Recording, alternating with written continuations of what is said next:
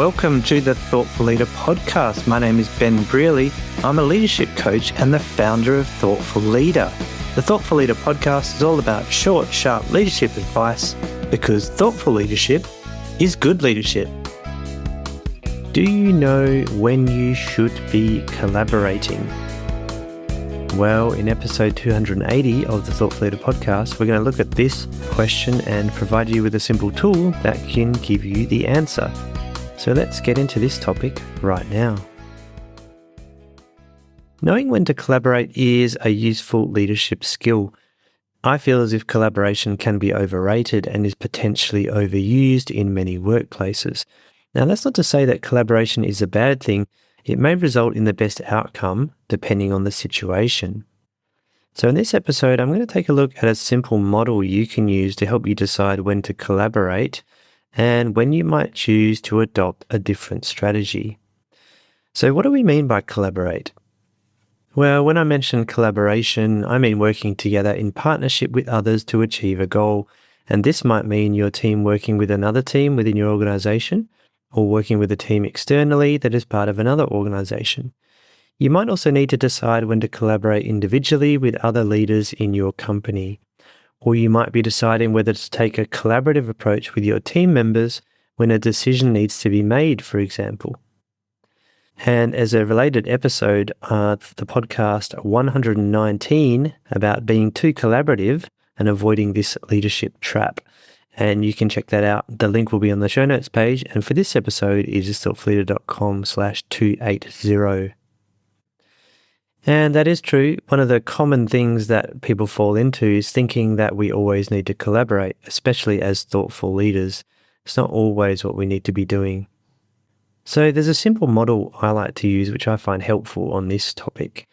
And the one I'm introducing today is the Thomas-Kilmann Conflict Mode model. And this model is used in lots of leadership courses with regard to conflict resolution, high-performing teams, and negotiation skills. So it's a fairly well-regarded resource. However, not everyone gets the chance to go to leadership training, so you can get an overview right here instead. The model is simple, and like many of these types of models, it is comprised of two axes which create a 2x2 grid. And I will put the image on the show notes page as well, so you can see it there as well, but I'll also describe it in words now. So on the vertical axis of this matrix is the importance of the goal, which is going to be low or high, which is how much the particular issue or objective means to you. Now, the horizontal axis is the importance of the relationship, which is the degree to which the other person or team matters to you. The combination of these gives us 5 different approaches as shown in the diagram on the show notes page. But basically, if you have a low importance on the relationship and a low goal importance, you might avoid collaboration altogether. If you have a low importance of the relationship, but the goal is very important to you, then you might take a competitive approach. Now, if you think the goal is not important, but the relationship is important, then you might choose to accommodate. And if you think the relationship's important and the goal is very important, then you're going to be in the collaborate zone. There's also something in the middle of this table as well called compromise, which is slightly different. Collaboration would be getting a win-win outcome, whereas compromise would be giving up something. And I'll explain more about this soon. So just to recap them, you've got collaborate, working in partnership with the other party to create a win-win outcome, where both you and they are better off for having worked together. You've got compete, and the aim here is to win without worrying so much about the other party's needs. Then we can also accommodate. If we take this approach, we let the other party win and we put our own needs on the back burner. We might avoid, and this strategy means you've decided you've got bigger fish to fry. You won't bother to engage in this issue because you decide that other things are more important to focus on.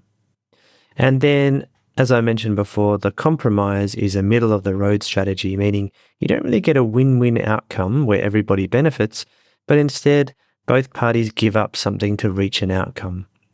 So it's not optimal, but you do get to a solution. Each strategy has some positives and negatives, and I'll step over these shortly. Now, as with most things, there is no one-size-fits-all approach that will be the best for every situation. That's why we need to be intentional about the strategy we choose, and that's exactly why I created this episode, to help you be more intentional and to remind you that you don't always have to collaborate, even if that seems like the nice, friendly thing to do. So let's look at some of the downsides of collaboration. Well, firstly, collaboration can take a long time because we need to find out what each party wants and work together to come to a win-win solution. Next, it is possible, depending on the situation, that there is no optimal win-win solution. If the two parties involved have very different objectives and needs, you may spend a long time collaborating, but you're really getting nowhere. Of course, if you can make it work, collaboration can achieve the best outcomes, where you strengthen the relationship with the other party while also achieving your own goals at the same time. The next approach to consider is competing. Now, competing is not always a bad thing, but it has its risks. If you compete, there is a chance you're going to damage the relationship with the other party by trying to win. Depending on the situation, this might not matter so much. An example of competing in business would be when a big company with lots of power, for example, drives hard for a favorable deal with a smaller supplier who doesn't have much bargaining power. Another example in the workplace might be when we need to roll out an important policy change related to safety or compliance. Now, in these situations, it's often not really appropriate for everyone to have an opinion, so competing might actually be the best approach. Now, what about avoiding? Avoiding is always a valid option, but it has one major flaw. You won't get an outcome at all if you avoid an issue. If you have bigger things on your mind, this isn't necessarily a problem, but as we know, avoiding our problems won't solve them. So this might sound like a bit of a head in the sand way of dealing with your problems, but it can be a valid strategy as long as you are intentional about using it. Now, next we'll look at accommodating. And in some situations, we may choose to accommodate because we decide that the relationship is more important than the goal or the issue we are trying to resolve. Now, the obvious downside here is that you don't get what you want. However, another potential problem is that it may set a precedent for the future. That is, the other party may think that they can continue to get what they want at our expense, that we will continue to be a pushover. Now, if strengthening the relationship is likely to be a benefit in the future, however, then we may choose to accommodate so that the next time we work with this person, we have a strong foundation for the relationship. And just before we continue with this episode, if you are a thoughtful leader who maybe struggles with speaking up, would like to feel more confident or to manage your time more effectively, and you're interested in working with me, you can schedule your no obligation 30-minute coaching consultation, and you can do that at my leadership coaching page. The link to that will be on the show notes page, which for this episode is thoughtfulleader.com/280. And it's a no obligation call. We can talk about how coaching might work for you. So if you think that's something that you might be interested in, please get in touch. Now, compromising is the last one to cover here. And compromising often happens because it's quicker than collaboration. Both parties give up something to reach an agreement here. Neither get what they want, but they don't lose out completely either. The major risk with this strategy is that you push to compromise too early, and you may miss the opportunity to reach a win-win solution where both parties are actually better off. So in this way, you may be seen as leaving money on the table, so to speak. So how do we know when to collaborate? Well, there's a couple of questions to consider to assess how important the goal and the relationship are to you using that model we talked about. So in terms of the importance of the relationship, you might ask yourself the following questions. Are there longer-term benefits that might come from having a strong relationship with the other party? What are the potential consequences of damaging the relationship with the other party or person? And do you think the other party might take advantage of you if you adopt a collaborative approach? Is this person or team going to be relevant to you in the future, or are they really only involved for the short term?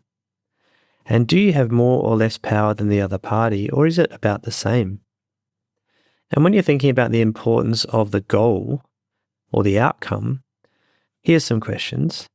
First one is, if you don't get what you want, what are the consequences? The second one, is it appropriate for other parties to have a say in this issue, or does it simply need to happen? And thirdly, if you get what you want but the other party is annoyed or upset, would it really matter? Now, every situation is different, but hopefully these questions will help you to decide what approach you can take. Now, one other way you can use this sort of model is to think about how to encourage other people to collaborate. And one common challenge that I find many leaders have is that they would like to be collaborative, but they are faced with someone who is adopting a competitive approach. So if you look at the model in this situation, you would believe both the relationship and the goal is important to you. The other party, on the other hand, is much more interested in the goal. The relationship, not so much. So if we're going to use our conflict handling model, we can see that we need the other party to care more about the relationship if we're going to get them into a collaborative mode. So to do this, you might try the following. The first one, spend time building your relationship so that they feel more invested in it. Build your network within your organization to increase your overall influence, and therefore you become someone who is more valuable to get along with. Another strategy you might try is to emphasize what you bring to the table, which can help the other party achieve their goals, or perhaps raising their awareness of the influence you have in the organization, which could obviously become a bad thing if they annoy you. So basically what you're trying to do here is to shift them up into the top half of the matrix that we talked about. So the main takeaway here is I want you to be more intentional about collaboration. One challenge with being a people-focused, thoughtful leader is that we always think about people and relationships. Now, while in general I think this is a positive thing, it can get us into an ultra-collaborative mode where we use this as our go-to strategy all the time. Now, instead, we could try being more intentional about our approach and potentially get a better outcome for ourselves and for others. So I'm interested, what are your biggest challenges with collaboration, and do you use this type of thinking to determine your approach, or are you more a competitive type, or maybe you collaborate by default? I'd like to get your thoughts on this. You can let me and all the other thoughtful leaders know in the comments on the show notes page at thoughtfulleader.com/280. And if you haven't already, it'd be great if you like this podcast to leave a positive review on your podcast app of choice. It doesn't take long and it helps me get the word out about Thoughtful Leader and the podcast and help support thoughtful leaders around the world because it's what's needed right now. So keep up the thoughtful leadership. Thank you for listening, and I'll be back in the next episode.